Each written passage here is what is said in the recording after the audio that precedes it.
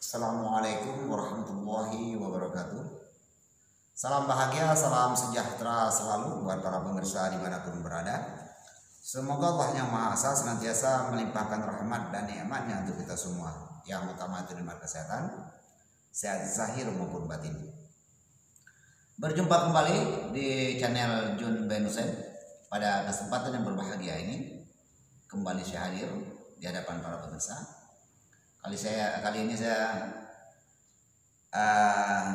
ingin berbagi tips ataupun tutorial ya. Kali ini saya yaitu membuat tutorial merebus daun-daunan ini semua. Ada di hadapan ini akan saya perkenalkan satu persatu, yaitu untuk mengatasi seperti sakit biri-biri ya. Mungkin kita ada menderita sakit kuning, sudah itu tidak kunjung sembuh juga, maka nanti ramuan ini insya Allah akan dapat mengatasinya. Demikian juga setelah sembuh kita kadang menderita sakit ya, setelah sembuh kita ataupun kita terlalu lama sakit ya, bisa jadi 2 bulan atau 3 bulan belum kunjung juga sembuh, maka insya Allah juga dengan ramuan ini nanti insya Allah akan sembuh ya. Namun segala sesuatunya kita kembalikan kepada Allah. Sesudah itu kalau kita ada punya asam urat ataupun rematik, insya Allah dengan ramuan ini juga demikian. Atau juga kalau kita mempunyai perutnya agak besar, agak membuncit, bisa juga kita kecilkan dengan ramuan ini. Tapi sebelumnya saya perkenalkan dulu satu persatu, yaitu daunnya, bagaimana cara kita menggunakannya. Segala daun semacam, banyak betul daun sekarang ini di dapat saya. Itu banyak betul. Juga waktu kita meriang ya, kita meriang kita setelah kita pulang dari hutan, kita meriang ya, khawatir kita akan malaria, maka bolehlah kita gunakan daun ini. Ramuan-ramuannya seperti ini. Begini caranya para pemirsa, satu-satu kita ambil. Ini adalah daun gereveng. Bagaimana caranya? Kita potong seperti ini. Boleh juga dengan cara kita jemur ya, terlebih dahulu ya. Boleh juga dengan cara basah. Kita potong seperti ini. Ini pertama daun gereveng, yaitu daun jambu kluthuk. Ini kita keringkan. Ya, jambu kluthuk. Setelah itu daun sirih. Ini ya, daun sirih. Mayang pinang. Kita ambil sedikit saja mayang pinangnya ya. Mayang pinang kita campurkan juga di sini. Daun sirsa kita campurkan juga. Daun jarak juga ada. Ini setiap suku ada ya. Ini memang ramuan orang-orang zaman dahulu ya. Ini seperti daun sringganen. Kalau dalam bahasa Aceh dikatakan untemiki. Juga kita bubuhkan kemari. Pas itu daun belimbing. Ini daun belimbing ya. Semua daun tadi ini kita masukkan ke dalam wadah ataupun panci. Seperti ini. Ini daun asam Jawa. Kalau dalam bahasa Aceh bakme ya, unme dibilang ya. Lalu ini daun sembung juga kita masukkan kemari. Ini. Lalu daun jeruk purut. Ini daun jeruk purut juga kita masukkan. Daun jeruk nipis. Ini ada buah-buah sekaligus juga, apa-apa. Sudah itu serai ya. Serai kita potong juga seperti ini. 2 serai ya, serai sayur dengan serai wangi. Kita potong seperti ini. Ini sudah mulai harum aromanya ya. Kita masukkan ke sini semuanya. Ada duri dari sini ya. Ini duri daun jeruk kita masukkan. Ini daun kari ya, kita masukkan juga sedikit. Daun kari. Ini adalah daun kunyit. Daun kunyit kita ikat saja seperti ini. Kita ambil aja, kita masukkan seperti ini. Lalu daun ketapang. Kita masukkan juga, kita koyak. Kita masukkan daun mengkudu, kita masukkan juga. Daun sukun, Nah, ya, itu pun kita masukkan duri. Cucuk duri ya, benar-benar cucuk duri ya. Nah, terus kita masukkan semua daunnya sudah semua tadi, terus sisa sudah semua, daun gelufung sudah juga. Lalu bagaimana caranya para pemirsa yang dirahmati Allah? Kita rebus ke semua daun ini. Kita rebus ke semua daun ini. Tapi sebelum kita kita siapkan tempatnya seperti ini. Nah, ini nanti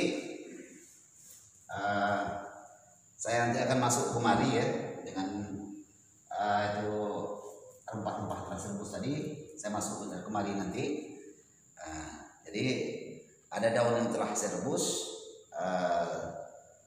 Nanti akan saya bawa kemari sebentar lagi. Ada yang sudah saya masuk ke panci, saya rebus. Saya sekarang mengambil rebus saja dulu. Ini dia seperti uapnya.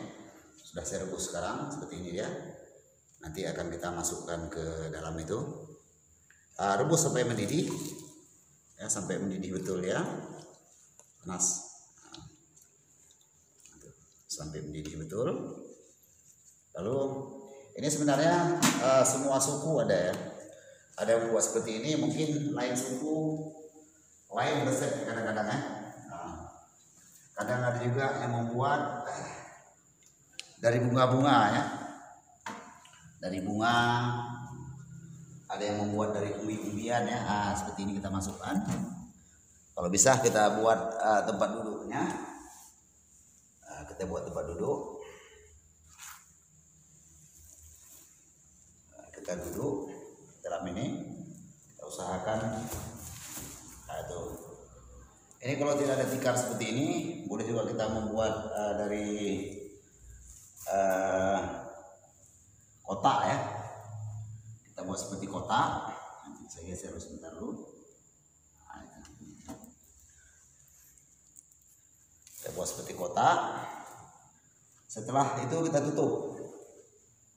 Kita tutup seperti ini. Ya. Kita tutup nanti, maka kita dalam ini durasinya kurang lebih 15 menit ataupun 20 menit. Ini nanti dia memaksa ya, memaksa keringat jahat ya, keringat yang beracun itu akan dipaksa keluar dari semua, segala pori-pori akan mengeluarkan keringat. Gitu ya. Jadi ini baik juga untuk yang menderita stroke ya, menderita stroke juga boleh digunakan seperti ini ya. Sekarang saya masuk, itu sudah. Nanti ketika kita masuk nanti kita buka pelan-pelan. Ini sudah mulai terasa panas ya, kita buka pelan-pelan. Itu. Jadi seperti saya katakan tadi, mungkin setiap suku itu ada ya, zaman dahulu itu ada, tapi berbeda-beda resepnya. Ada yang menggunakan bunga-bunga ya, bahkan ada juga yang menggunakan umbi-umbian seperti kunyit, jahe, lengkuas, kulit kayu manis, cengkeh ya, macam-macam. Ini juga baik juga dianukan ketika istri kita berusia melahirkan ya, ataupun sudah lepas 44 hari, boleh kita gunakan ini, boleh kita lakukan seperti ini ya. Oke, sekarang saya masuk. Bismillahirrahmanirrahim.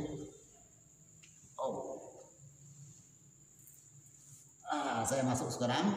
Saya dalam ini. Oke. Kita buka pelan-pelan. Ini memaksa keringat jahat agar keluar ya. Itu. Jadi baiknya kalau bisa kita gunakan bangku ya. Kita duduk. Namun ini bisa juga ya. Langsung supaya kita jongkok. Kalau kita lelaki tadi juga jongkok kita, yaitu pas mengenai tongkat sakti kita. Gitu ya. Begitu juga perempuan, boleh juga dia jongkok seperti itu ya. Itu kita terus duduk sini, durasinya kurang lebih 15 menit ataupun 20 menit ya. Kita buka pelan-pelan agar uapnya keluar. Itu. Jadi kalau kurang wangi, Kalau kita mau wangi lagi, boleh kita tambahkan yaitu bunga-bunga ya, yang ada seperti bunga tanjung ya untuk wangian. Lumayan nih, alhamdulillah sekali ini. Ini sungguh sangat bermanfaat sekali ya, apalagi umpamanya bagi kita umpamanya bekerja tapi jarang olahraga. Bekerja kita jarang olahraga, maka keringat kita tidak keluar, maka boleh kita gunakan ini ya. Ini ya, kita katakan mandi uap tradisional. Itu mandi uap tradisional. Seperti saya katakan tadi, ketika kita sakit lama namun tidak kunjung sembuh gitu ya, berbagai macam obat telah kita minum,